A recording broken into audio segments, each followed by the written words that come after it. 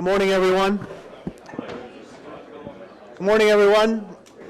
My name is Neil Levesque. I'm the Executive Director here at the New Hampshire Institute of Politics at St. Anselm College.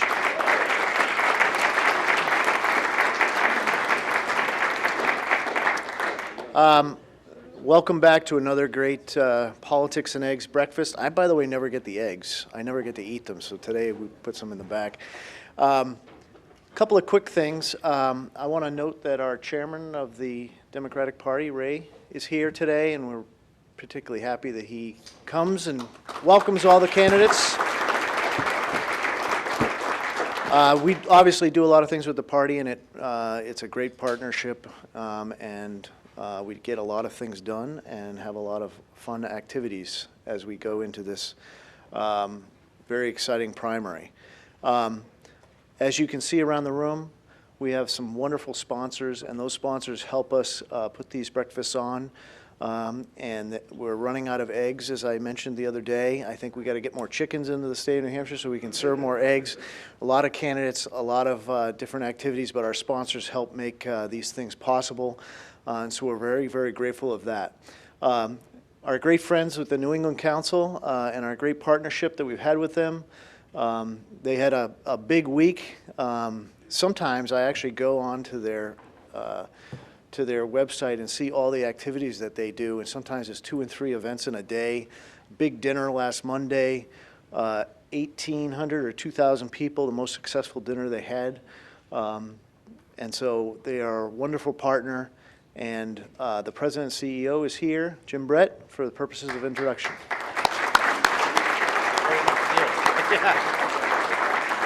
Thank you very much, Neil, and we too of the council are very appreciative of the relationship that we have here with St. A's and the Institute of Politics, and that is one of the reasons, and the main reason why we are so successful in putting these events on is because of the relationship we have with Neil and his extraordinary team and the team that we have in the New England Council, so I just thank them.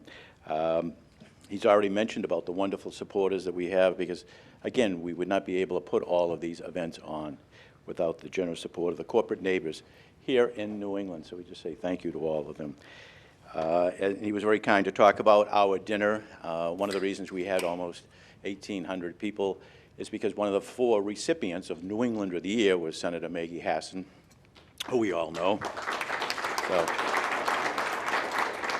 and a great choice and a great public servant.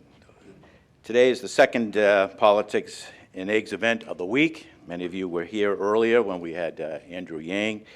In coming weeks, as members of the New England Council, we will be hosting events throughout New England and in Washington with people like Senator Sheldon Whitehouse of Rhode Island, as well as Congresswoman Shelley Pingree of Portland, Maine, Richie Neal from the Commonwealth of Massachusetts, the chairman of the Ways and Means Committee, Seth Moulton from the North Shore of the Commonwealth of Massachusetts, and your own Annie Custer will be speaking to the New England Council just in the next couple of weeks. So needless to say, we've not taken our foot off the gas pedal at all, and we also have some other Politics and Eggs events in the works, so stay tuned for some future announcements to be made.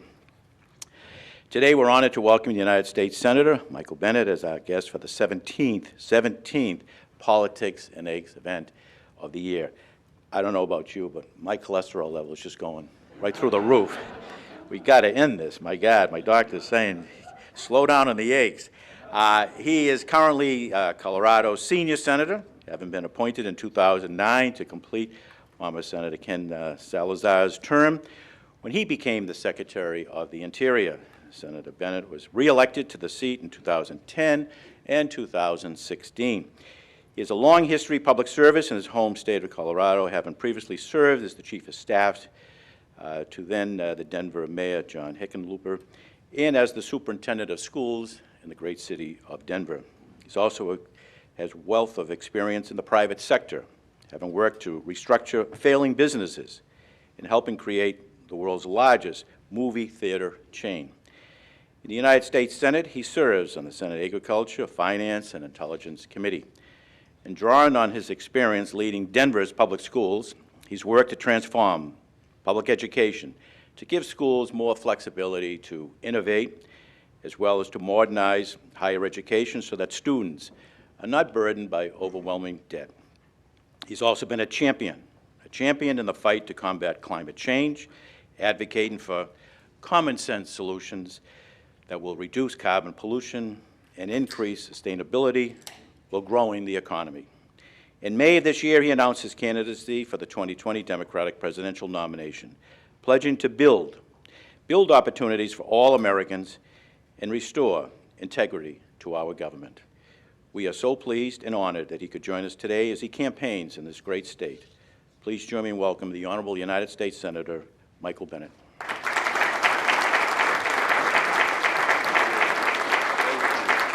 Well, good morning. Good morning. Good morning, everybody. Jim, thank you for that introduction. Neil, thank you to you and the Institute of Politics for hosting me today. Larry, thank you for inviting me. And Ray Buckley, thank you for doing the amazing job that you are doing under very trying circumstances. When I was deciding whether to run for president, something I had never thought of in my life until I was thinking about it this year. I consulted my three daughters. Susan and I are raising three girls who are now 20, 19, and 15. And the 15-year-old was incredibly enthusiastic about it right out of the chute. She said, "You absolutely should run." And I said, "Well, that's really impressive. I'm glad you care about my career and the positions that I've taken, the importance to the Republic for me to run." And the longer we talked, the more it became clear that she just wanted me out of the house and away from her. She's probably burning the place down this morning. But the 20-year-old said to me, "You know, Dad, if you run and tell the truth and you lose, no one can fault you for it." And I said to her that there was no other reason for me to run, and that actually there was no other reason for me to win. And about a month or two ago, the Des Moines Register, which is the largest paper in Iowa, ran an editorial after they did their editorial board with me that said, on the headline, "Michael Bennet pounds truth into this campaign." And I was able to send that to Caroline and say, well, I may not be winning yet, but at least I'm doing what we agreed I should be doing. And I think that's really important for all of us at this moment when our democracy is under siege. Donald Trump, I believe, is much more a symptom of our problems than he is the essential cause of our problems, although he's made matters much worse. And starting with an understanding of where we need to be as a country and we need to go, I think, is important if we're going to have the chance to win this election. Jim mentioned a little bit of what I had done outside of politics. I spent time in the private sector. It's funny you mentioned the movie theaters because we did create the largest movie chain in the world at the time, and it also spawned another business, which was 20 minutes of digital advertising at the beginning of the movies, which my kids have still not forgiven me for when they have to sit through it, although I will say it was a lot better than when they just had a slide from the local muffler shop or the trivia. You know, now you can actually watch Coca-Cola being poured. They are completely unconvinced. But since that time, I had the chance to run a very large urban school district, 95,000 kids, $1 billion budget. That's a large budget. It's 3 times the size of some other places, like, let's say, South Bend, Indiana is one example. Just to pick one place on the map. But I've also run 2 Senate races now in a purple state, the purple state of Colorado. It's a tough state to win once. It's a tough state to win twice. And I'm the only candidate in the race who's actually won 2 races in a state like that. That's going to be critically important for us as we think about not just winning the presidency in 2020, but also winning a majority back in the United States Senate. That's going to require us to win places like Colorado and Maine and Arizona and North Carolina. These are tough places to win. And we got to win. I mean, we got to win. Just this week, Donald Trump disgraced the United States again. He said that foreign policy is what I'll be remembered for. I think he's got that right. I guarantee you the Kurds will never forget, not the soldiers who fought beside us to destroy ISIS only to be abandoned because Trump was afraid to take a stand against Erdogan. Erdogan got all the territory that he wanted. We need to stand up to tyrants here and abroad. That's what it is to be America. And to do that, we need to focus on the enormous challenges that led to Donald Trump's election in the first place. 9 million people voted twice for Barack Obama and once for Donald Trump. 9 million people were so fed up with our broken politics and a bunch of politicians in Washington so unresponsive to the challenges they were facing every day that in the end they voted for reality TV star to lead us in Washington. And I don't think we're going to trick those people into voting for us with free stuff, unfunded programs, or empty promises. I just don't think we're going to do it. You might be able to win a Democratic primary that way, maybe, but you're not going to be able to win a general election that way. Instead, I think we need to tell the truth. We need to heal our divisions, and we need to drive, as Jim said, drive economic opportunity for everybody in America. And just as I do in Colorado, and just as Jeannie Shaheen does here and Maggie Hassan does here, we need to say the same thing in the primary that we say in the general election. I know those guys, and I know that the day they're running for the general election. And they know what they're saying in the primary is going to affect whether they're going to be able to win at the end. That's what we have to do today, and I'm worried about our discipline in doing that. When it comes time to vote, you know it's important to nominate somebody who's got a vision that can actually inspire a broad coalition to beat Donald Trump. And here's what that vision looks like to me. An economy that works for everybody, not just the top 10%, and instead, through my tax plan, cuts childhood poverty by 40% in less than 2 years. A public option that finishes Obamacare, so we can cover everybody in this country in 3 years and cut costs, including prescription drugs. That's not Medicare for all, which other candidates have proposed without admitting the only way to do it is to raise middle-class taxes massively in this country. 39 of the 40 Democrats who won seats last year in 2018, including right here in New Hampshire, and flipped the House of Representatives, supported a public option, not Medicare for all. And most of those people beat people in the primaries who were supporting Medicare for all. As the only school superintendent who's ever run for president, I can tell you how important education is to driving opportunity and how important it is to our future. And when one set of kids has access to preschool and another set, through no fault of their own, does not, equal is not equal. And when one set of kids has access to high-quality K-12 schools because of where their parents live and the other, through no fault of their own, does not, equal is not equal. And when one group of kids has access to guidance counselors and to parents who went to college and to summer jobs to put on their resume, to people to help them fill out their college applications, and the other does not, equal is not equal. And that's why today in America, our education system's actually reinforcing the brutal income inequality we have rather than liberating people from it.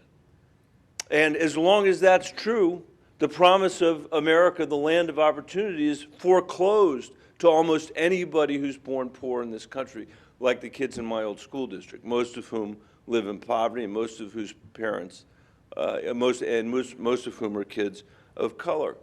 So I can tell you from my perspective, and more importantly, from their perspective, instead of pandering on free college, what we should be offering in this country is free preschool for every kid who needs it.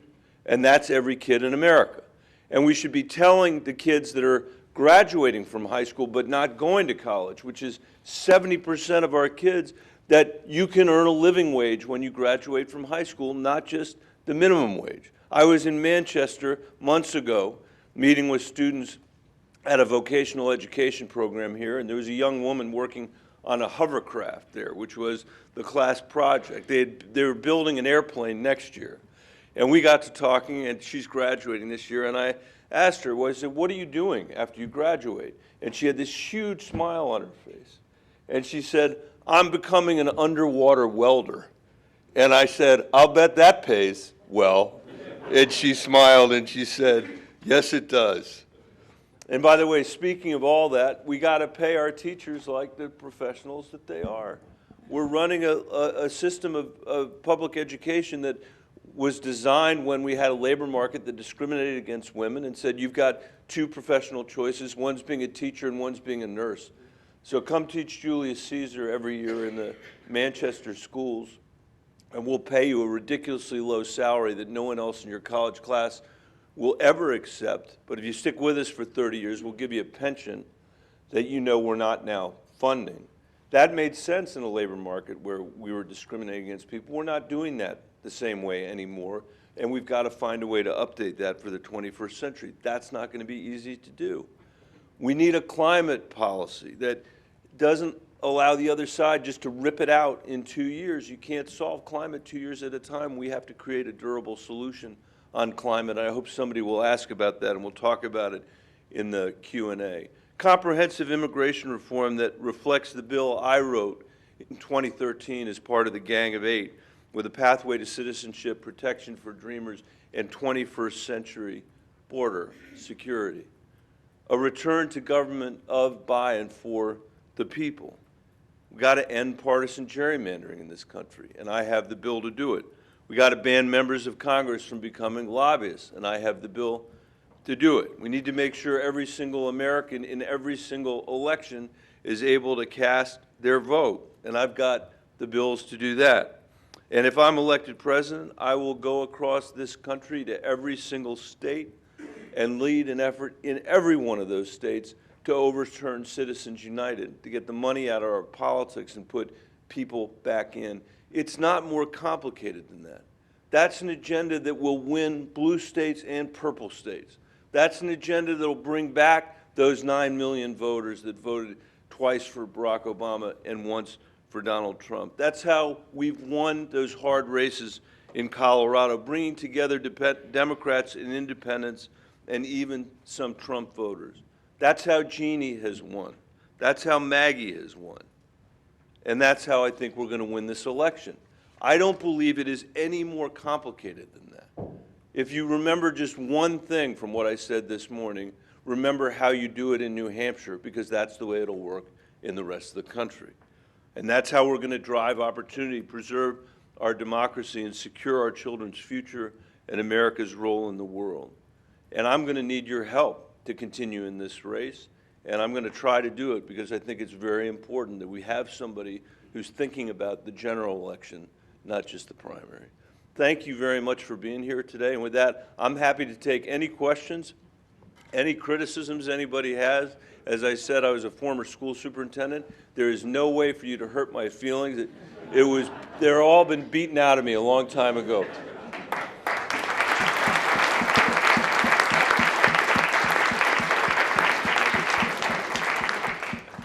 We have students who have the mics, and if you just wait until they come.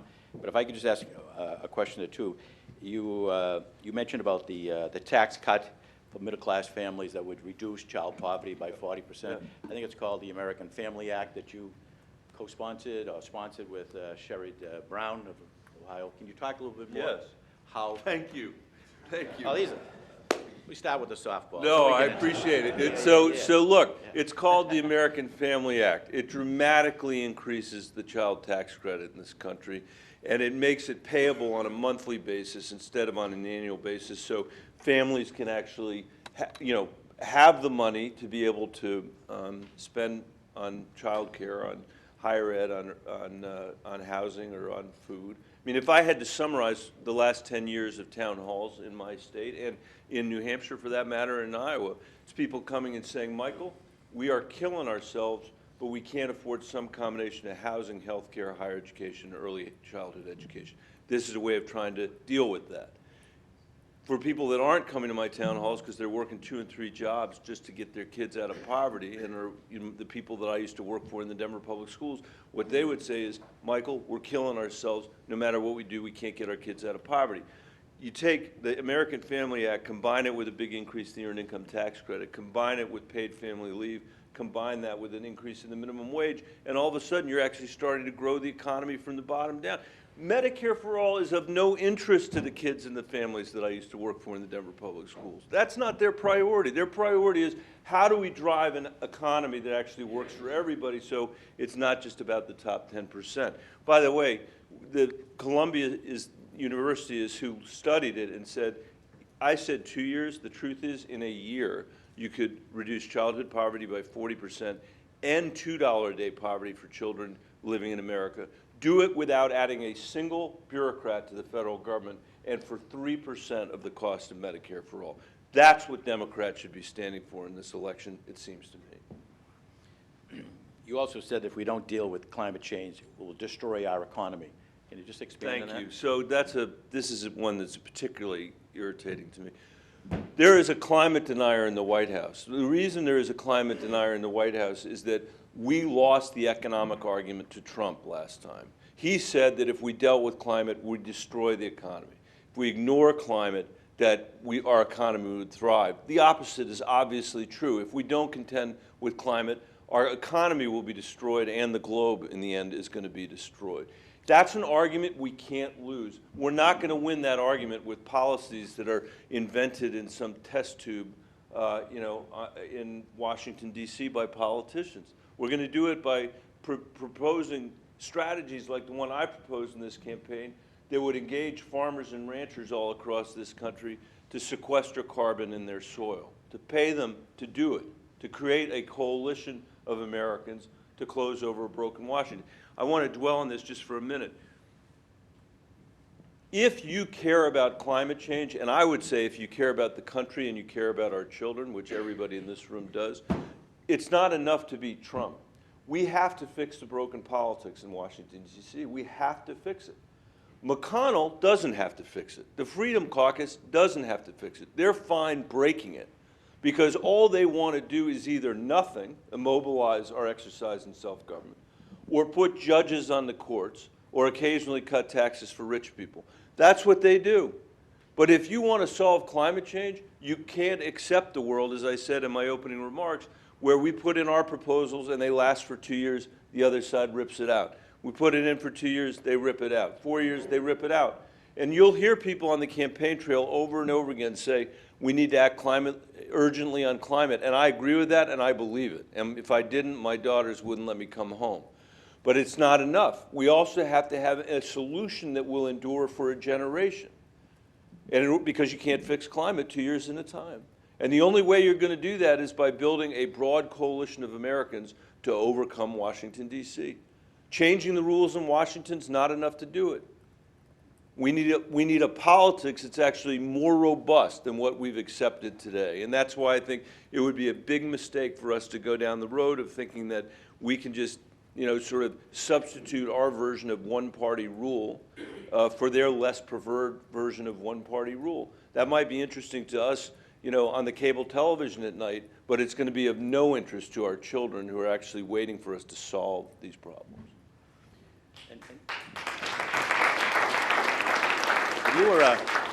You were one of the members of the Gang of Eight that worked on the immigration reform, and I think you got, 67, 68 votes. Will we ever get back to the days where we can work together on both sides? It seems like every major piece of legislation that's passed today, whether it's starting with the the health care, the ACA, it's all one party. Yep. Will we ever get back to where we're going to have both sides working on a meaningful legislation? That, I think, is what we have to do. We got to find a way to do it. We're treating our current political reality as if it's a permanent state of things, And there were writers who described, when the Roman Empire was collapsing, and they said the parties had lost such confidence in themselves, not even in each other, but in themselves, that they couldn't find a way to work on anything, and it became a permanent state of things. That's what I'm really worried about in our political system. In the 10 years I've been in the Senate, there are other examples, but there's no example as good as the Gang of Eight bill on immigration. If you remember that old Saturday morning cartoon about how a bill becomes a law, Schoolhouse Rock, there's a reason it's set up that way. It's supposed to work that way because, when the founders set up this country, they didn't set it up thinking we would agree with each other. That wasn't their view. They thought we would disagree with each other. That in a republic there was no king or tyrant to tell you what to think. But what they believed as Enlightenment thinkers was that out of those disagreements we would fashion more durable and more imaginative solutions than any one person could come up with on their own. And think about your own life. I'll say my life. The worst decisions I make are the ones I make by myself at home.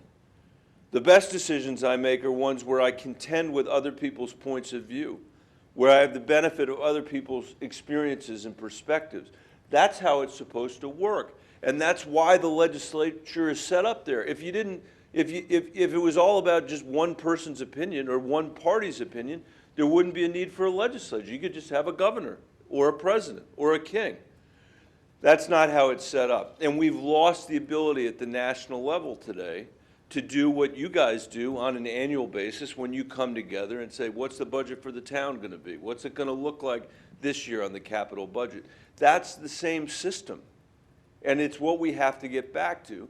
And when you go through a process like the Gang of Eight process where, you know, you spend 7 months negotiating behind closed doors, Democrats and Republicans working in good faith on some of the toughest issues that we have as a country.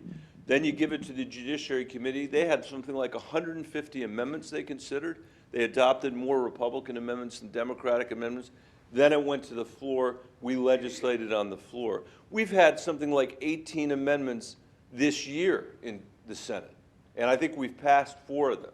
We had more amendments than that on the Gang of Eight bill. That's how broken your national legislature is. And I think it's not just it's nice or, you know, I want to go back to the old days. That's not my point.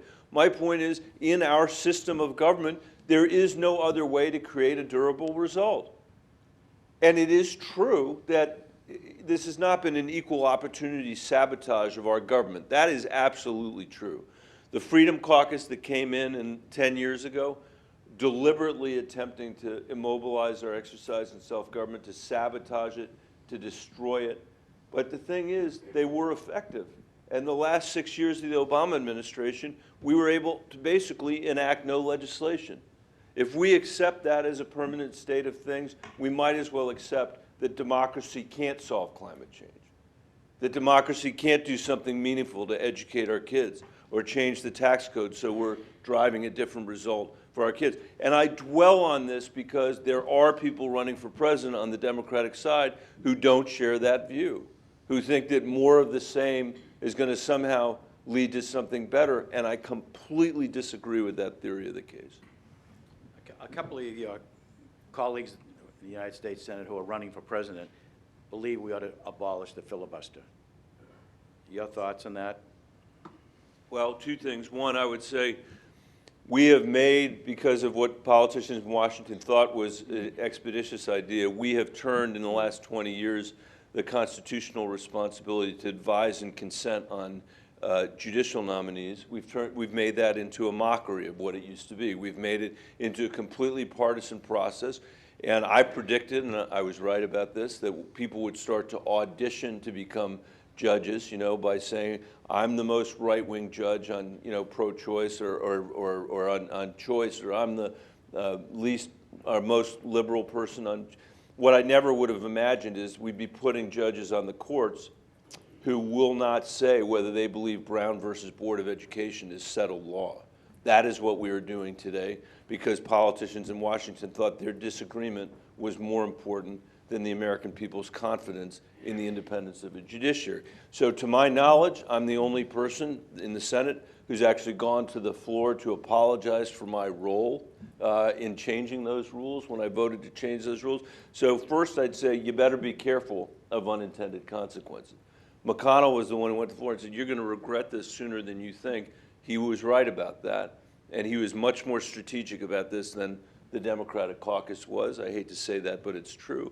And second, why don't we debate what we're going to do with the filibuster when Mitch McConnell's no longer in charge? Because there's only one person in America who can decide whether we have the filibuster or not, and that's Mitch McConnell. And I would say as long as he's the majority leader, I'd rather not have it be 51 votes that decides whether we're going to privatize Social Security or end Medicare or strip women of their reproductive rights. Just the final question. You seem to be very firm on saying that a Democratic candidate who's running on Medicare for All, Green New Deal, maybe free college or free debt, forgiveness of debt, is going to have a very hard time winning in November. Very hard. I believe it. I think, look, you can have the point of view that Donald Trump has wounded himself so badly that any one of us could beat him. But I wouldn't take that risk. I don't think we should take that risk. You know, we lost to him once. We should never have lost to him to begin with. He's a reality TV star. He had no relevant experience to be president. And everybody here knows the list of things that he did that should have disqualified him from being president of the United States. There's no guarantee that he can't win this race again. So I do think it's important for us to nominate somebody who's thinking about how to win, not just on the coast, but in the rest of the country. Or in New Hampshire, for that matter, as I said earlier. Right. Okay. Pat McDermott, AARP. The mic. Morning, Senator. Pat Morning. McDermott, volunteer with AARP. I'll be brief. You mentioned in your remarks health care and prescription drugs. If you're elected president, what's the first thing you would do to lower the high prices of prescription drugs? The first thing I would do is everything I could do by executive order to give the government the opportunity to negotiate prices. But I think that we've got to probably, in the end, pass legislation to do it. Donald Trump ran for office saying he would do it. He's done nothing to do it. All over America, seniors are having to make decisions about buying food or buying their prescription drugs, and I believe there is a broad consensus that this is a problem we now have to overcome. So that's what I would do to reduce prices. Joe Murray in the back from Fidelity. We'll wait just for the mic. Right there. You got one back. And then, here's the mic here, Joe. Right here. Oh, thanks. Come on over. Thanks for being here, Senator. It's a simple question, but I don't think the answer is simple. How does someone who many people might see as not being on the fringe of public opinion find their way closer to the center of the televised debate stage? It's been a real challenge. I mean, obviously, it's self-interested in me to say this. I think the DNC rules have been deeply unfortunate because what they've incentivized is the same stuff that's been incentivized by the cable and by the social media, which is kind of a whole different primary than we used to have. It's nationalized the primary prematurely. Instead of having people come here and do the work that they're supposed to do, or Iowa and do the same work they're supposed to do, there's now sort of a national criteria for whether or not you can get to the center of the debate stage. So we're going to have to figure out how to do it, because the obvious ways of supporting pieces of legislation, I mean, there's a leading candidate in this race. My estimate is that of the stuff she's proposed how to pay for 15% of it. You know, and you ask yourself, are these bold ideas, or is it responsible to have all these plans and only pay for 15% of it? Or should you be saying something different to the American people? And I don't want us to learn this the hard way, which is why I've stayed in the race, even though I haven't made it onto the debate stage and I'm not in the middle of the debate stage. But we're just going to have to figure out a way to communicate it with the American people and get there.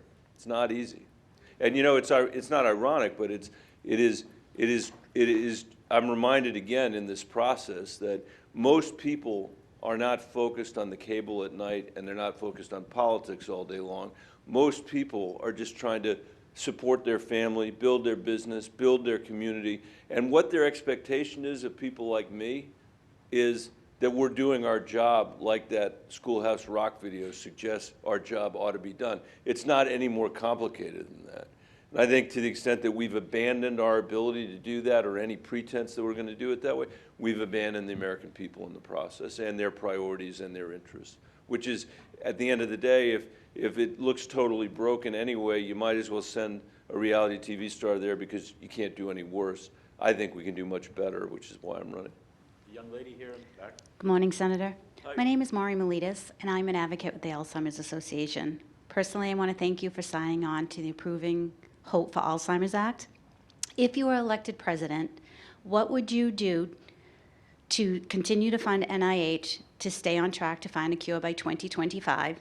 And as we know, there are 5.6 million Americans living with the disease. 200,000 of those are under the age of 60 that don't qualify for any of the benefits under the Older Americans Act.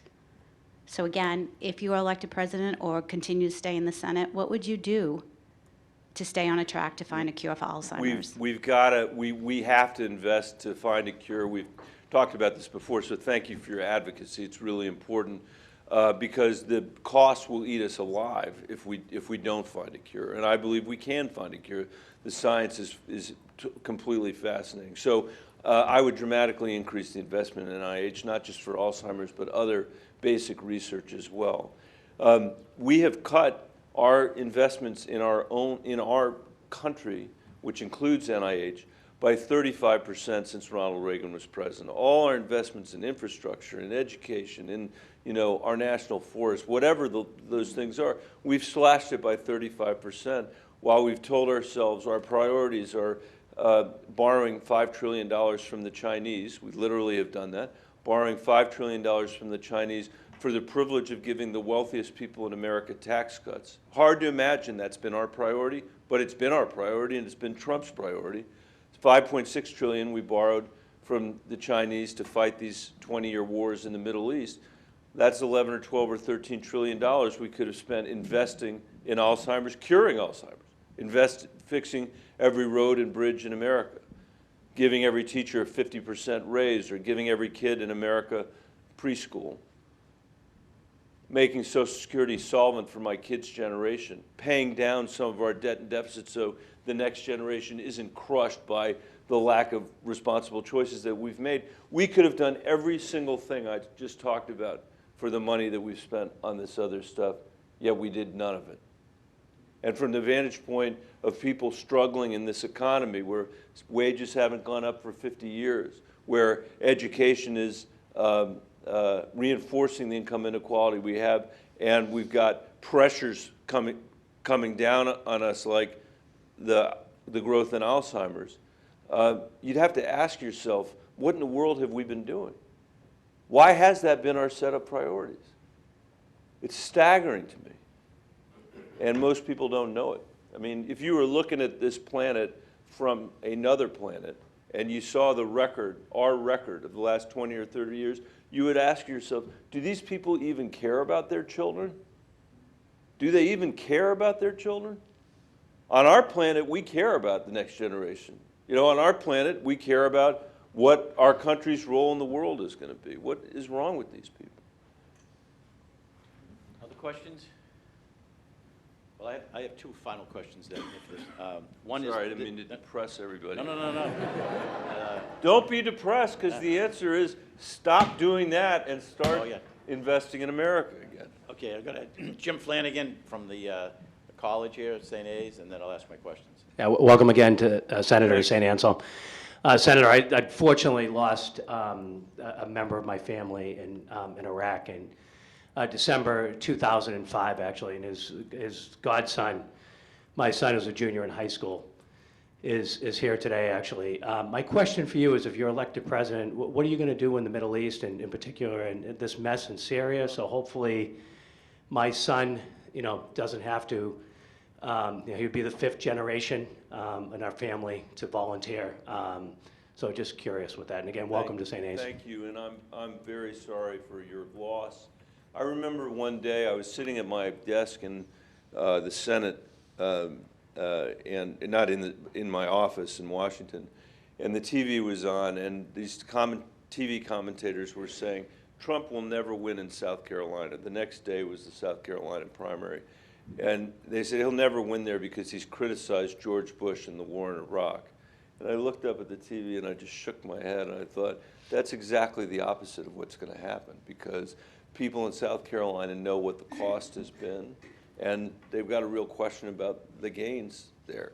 And what's incredible to me is, while Trump at first supported the Iraq War and then ran claiming that he didn't support the Iraq War, that he's completely learned the wrong lessons from all this stuff. You look at the Syria mission that he just unwound. It's the opposite of what we were doing before. We've been there for 5 years. We lost 6 American service people, which is tragic to have lost 6, but it was 6 people. The Kurds lost 10,000 people. And we were able basically to dismantle ISIS, at least for the moment. That sounds like a fairly successful engagement in the Middle East, yet that's the one he's chosen to end. And now, bizarrely, he's talking about protecting an oil rig in southern Syria that isn't even part of the mandate that he has for our troops. They're not there to protect oil rigs. They were there to help the Kurds destroy ISIS.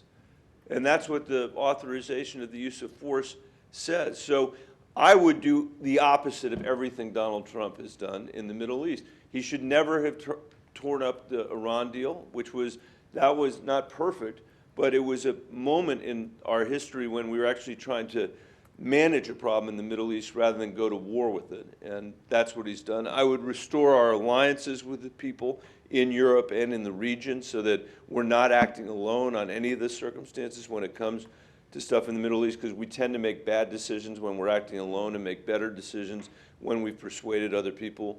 And I would do everything that I could to try to help build civil institutions that exist in that region that haven't been corrupted, that are universities or other opportunities for us to help rebuild the architecture of civil society.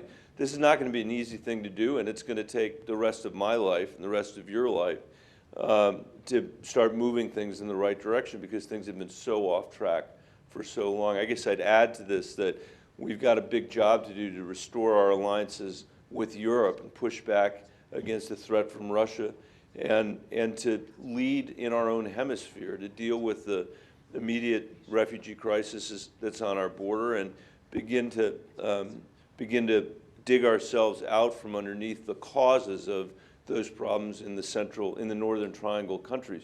If we have an America that has led the way we historically have led, I think we can make progress in all those regions and on all those issues.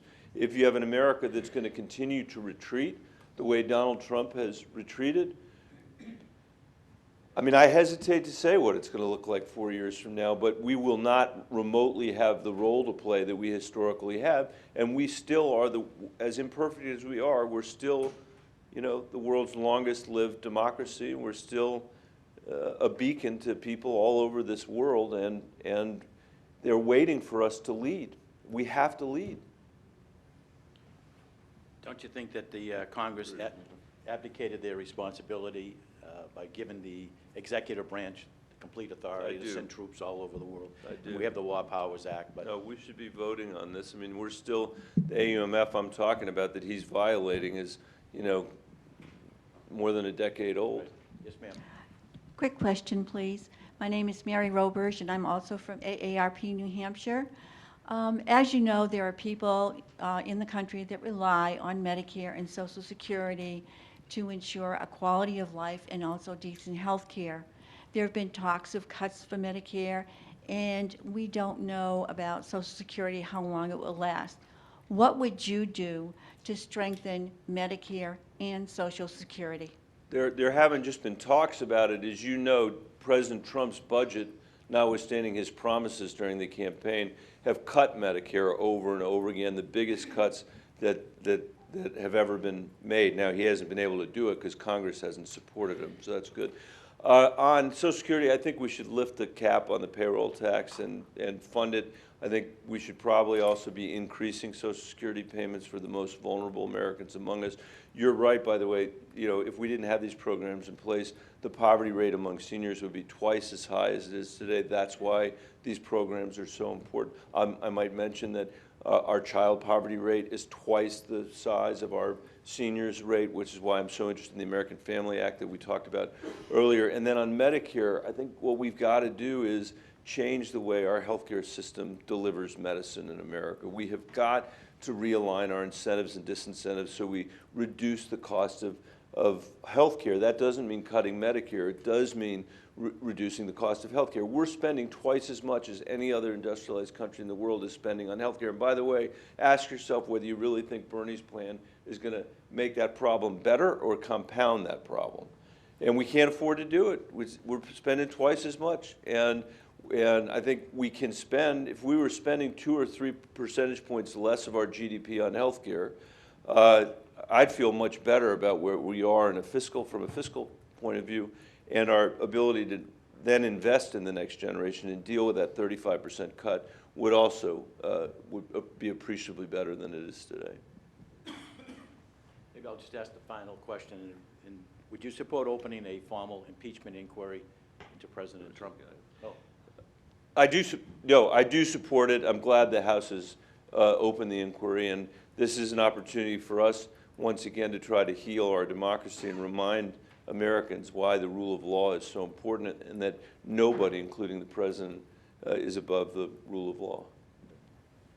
Do you have a question? I do. Senator Bennet, welcome to St. Anselm College. My name is Sean Thompson. I'm a sophomore here. So kind of going off of the whole impeachment process, how can members of both the House and the Senate continue legislative progress on infrastructure, healthcare, taxes, foreign policy, while this is kind of just taking over every cable news outlet, social media? This seems to be the only thing that people are talking about on the air. Well, first of all, I would say we have an obligation to walk and chew gum at the same time. And we've got to do our job, whether it involves impeachment or involves all the things that you're talking about. But let me give you a more honest answer to that, which is for the 10 years that I've been in the Senate, we've barely been doing any of this stuff that you're talking about. We can't even pass a basic infrastructure bill in America anymore. You know, while we spend 7 or 8 months consumed with the stupidity of Trump's $6 billion for the wall that Mexico was supposed to pay for, China's building 3,500 miles of fiber optic cable to connect Latin America with Africa with China. While they're investing in infrastructure all over China and all over the world through the One Belt, One Road initiative, we can't even pass an infrastructure bill in America that's real. The last infrastructure bill we passed was a bill that sold reserves from our oil reserve at some ridiculously inflated amount of money, which is one-time money to fund, ongoing infrastructure payments. So what I'm saying is, if we do not want to be the first generation of Americans to leave less opportunity, not more, to our kids and to our grandkids, we need to get our act together. And we need your involvement in this now. We can't wait, And I know that we can do it. I'm optimistic. I really am optimistic that we can do it because Americans have always stepped up, even in worse times than this. Nobody in this room is being asked to end human slavery. Nobody in this room is being asked to make sure that women have the right to vote, that my daughters have the right to vote. Nobody's being asked to storm the beaches of Normandy. All we're being asked to do is rescue our democracy. But there isn't anybody else to do it but us. There is nobody else in a democratic republic to do it but us. And I don't mean the elected officials. I mean all of us. Everything that's obviously wrong with the way our broken political system is not delivering for the next generation of Americans. And I think that's how we should ask ourselves whether we're making progress or not. Everything that we're not doing is not because of politicians in Washington. It's because we're not fulfilling our role as citizens to say to these people we have an expectation of greater leadership than this. We're living in a world now where instead of doing the stuff that this young man is talking about, we got people mugging for the cameras, running into a secured briefing to make sure that the Congress can't do its job of investigating the president. And why are they there? Because they want the president to be able to see them on national television. So he'll call them up and say, you're doing a good job.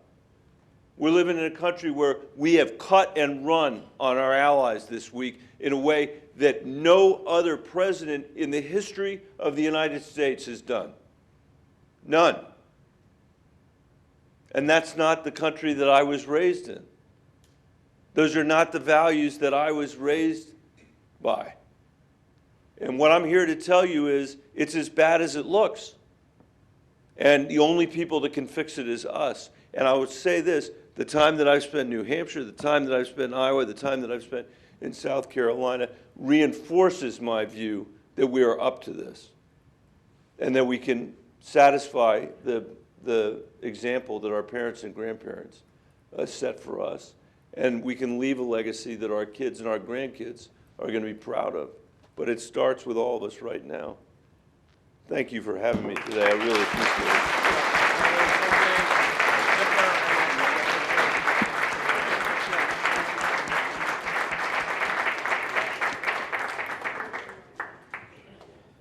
Thank you. Excellent.